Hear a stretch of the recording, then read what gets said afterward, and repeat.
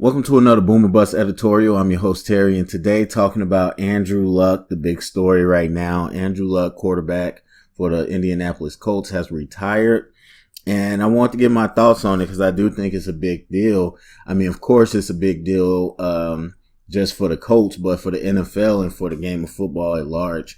I know a lot of fans, and I'm sure a lot of Colts fans, Bears fans, all fans, because we all got them in our fan base, are just like, oh, he's so soft and good, and I'm glad he left. And I know it's a joke, but some people are like, yeah, the Bears defense scared him and he retired. Like, okay, all jokes and goofiness aside, this is a serious thing. I mean, you had a man that is in his prime. I mean, again, we know the 0 to 100 society, so everybody's like, well, Luck sucks because he missed a year and then he came back and was dominant, and it's like, oh, well, he's elite again. And so the guy always had talent.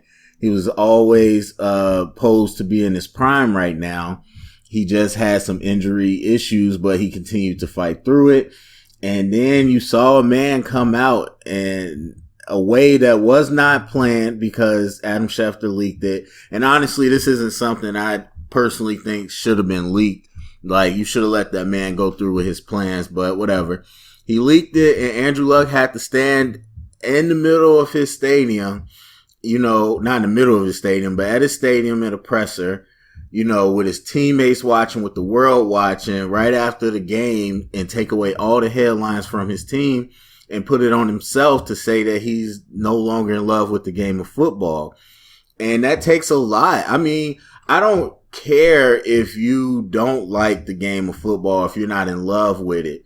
When you are one of the top faces in the game, to sit there and admit that is big. Like, people talk about toughness is hard to do, which it is, but being honest is one of the toughest things you can do, especially when it's not a popular opinion. And so for him to come out and to be honest and candid, and you see the emotion and everything, and not rehearse, because again, he planned on doing it today, but he got thrown in the middle of the situation. He handled it with maturity, but he walked away from the game. And so what does that mean? I think it means a lot. I think this is a conversation about what football is going towards and what it's going to end up being. And I don't think the game of football is going to last. Not like it's going to be done next year or 5 years, but it's on a bad path. And if you're a football fan, but you just kind of watch and you don't really follow stuff, then you want to know that the trend of youth football has plummeted over the years. And that's not just in, smaller places. That's in big places too, where football is king, like Texas and California. You have less and less players wanting to play. You have more and more former players coming out talking about their issues, CTE and all this different things. Spice Adams, Chicago Bears, of course. I was watching an interview with him one time, and he was talking about he would never let his kids play football. And he said he played football so they didn't have to because, he's going to be forever, injured from that. And then you also have a guy like Arian Foster. I was watching him, and he was saying he would have never played if he could go back in time. He's never going to let his kids play. And it's stuff like that. So then, that's okay. Older players kind of looking back with 2020 vision. But then you have Patrick Willis. Nobody really talked about him, but you got Patrick Willis walking away at his prime. Then you had Chris Borland from the 49ers walking away, who wasn't a big star, but literally after 1 year walked away. And since Patrick Willis, you've seen more and more people do it where it was just unthought of. Because to sit here and say, well, those people walked away because they're the only ones that don't love the game is naive. There's so many players that don't love the game. There's so many players that are doing it for the fat paycheck. Everybody talk about how rich they is, how they're celebrities, and how the last practice squad guy still making six figures. That's why they're doing it. There's some guys that love the game and put everything and die on the field, Jamal Adams type. But there's a lot of guys that are just doing it to get the paycheck because they think it's a job. And it's not a job. And I tell students that when I work with them that being an NFL or NBA player or whatever is not a job or not a career. That's an opportunity. That's what I call it, because it only lasts for so long. A career, you can stay in to, retiring age. In the sports, you only as good as your athleticism. And so as that deteriorates, that opportunity goes away.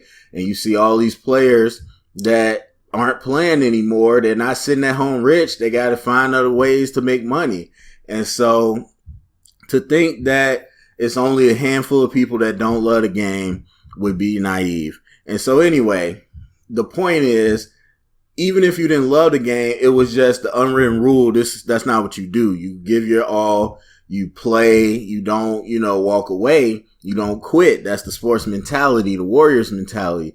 And then you had Patrick Willis do it. And that set a trend for a lot of other guys to do it. But this is bigger, because now you're talking about a quarterback.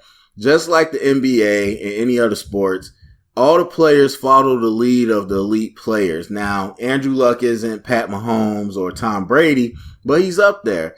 And when you have elite players, especially at a cushy position, now quarterbacks get beat up, but they don't get beat up as worse as other positions.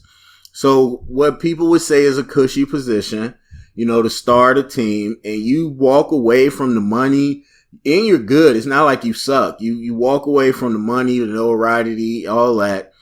That sends a message to the rest of the league. And I'm telling you, just like when Patrick Willis did and we saw people after him, it's going to have a ripple effect. And so do I think the whole league's going to retire? No, I don't. But what I do think is going to become normalized. And you're going to have more and more players say, instead of pushing through this, instead of trying to rediscover my love or trying to get better at the game, I'm going to just go. Because right now it's top players. How long before it's small players, middle tier players, backups, second on the depth chart, and then eventually rookies, where it's just like, it might not be injuries, it might not be love of the game. It's like, I'm not starting. Screw this. I'm going to go ahead, because that's where it's going to head to eventually when it comes more normalized that you can just walk away. Because before it's just like, whoa, you could do that. And that's how society and life changes over time, when you start to open up your eyes and be like, wow, okay, there's new options. But more than the players retiring, it again sends a message to the younger kids that aren't in the league yet. And again, it's one thing for somebody older to retire or for a retired player to talk about football, but it's one thing to see a superstar in the league walk away. And so you got parents that mostly are the ones like, this isn't worth it. But then you got players, young players that are like, I don't know if I want to continue football. It might be dangerous, yada, yada. And then you see somebody like Andrew Luck walk away with like, obviously it ain't worth it. I don't think I'm half the player Andrew Luck is. So if he wants to walk away, I got to walk away too. It's not worth it. And so that's the message that it sends. And nothing against Andrew Luck, but it sends the message that it's not worth it. And if it's not worth it to him, I'm perfectly fine. Look, the man has wife, kids. He wants to be able to walk around. He wants to be able to do things. He didn't say what, but there's things he just hasn't been able to do because of football. He doesn't want to be stuck in injury and rehab. Dude, that's your choice as a man. Go ahead and do it. But the message it does send is that it's not worth it. And those out there, those young players out there, those parents out there, they're going to receive that message loud and clear. And so that's something that I think definitely will change. And then I'll say a positive thing is the reaction by the NFL community, at least the ones they showed. I was surprised. I did not think that the message would be so positive. But again, the positive messages is another sign that we have taken a step to a different direction. Because before we'd be like the meathead fans. Oh, he's soft, or oh, wow, I can't, people say some passive aggressive or whatever. And it's not like the whole league said something, but a lot of the big names and a lot of people that did speak up were very positive. Not like, okay, each his own, or I respect your decision. No, it was like, yo, I feel what you're talking about, or I feel that same way too, or big respect. I love Luck. Thank you for doing it. Like, it's almost like he's saying and doing what we wish we could. And that, again, small sample size, but that could really make a big step in where we're going with football, as more and more players seem to feel the same way that Luck does. And so how long it's going to last, I don't know. But football is taking that toll, because at first I was, I love football. Of course, I talk about it, coach it, play it, all that good stuff. At first, I was very in the defensive mode, just like, you know what? All this talk of concussions and injuries, that's just going to weed out the real football players from the people that don't really want to play that much. And I'm like, you're always going to have people that want to play football. But then you start seeing the people that make it to the top level starting to say they don't want to do it. Then that changes the conversation, because it's like, well, okay, so now people that aren't really made for football aren't playing anymore, but the ones that are made for football, that have the elite talent, are starting to say, no, I don't want to do it. And so then you think it's not big because you don't see it. You don't know how many of those ultra athletes in freshman year of high school that decide to play baseball instead of pursue football. You don't know how many of those athletic track athletes said, I'm going to just stick with track and not even give football a chance. You don't know how many of those wannabe basketball players could be a superstar pass rusher or tight end or something, and they just not going to give football a chance. And even as a coach, I've seen it. Basketball was a huge thing where it's like your football players gave way more to that than they did football. And it's because it's not as rough. And that's how kids are growing up. That's what they're hearing. That's what their parents are telling them. And I think it's definitely has already shown, it's creep into the high school sports.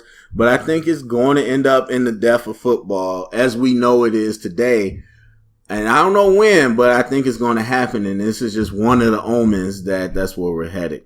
Anyway, go down in the comment section. Let me know what you think about Andrew Luck's retirement. What do you think about football's long-term health, all that good stuff. Share it around, get the conversation started. Thumbs up, subscribe, and thank you for listening.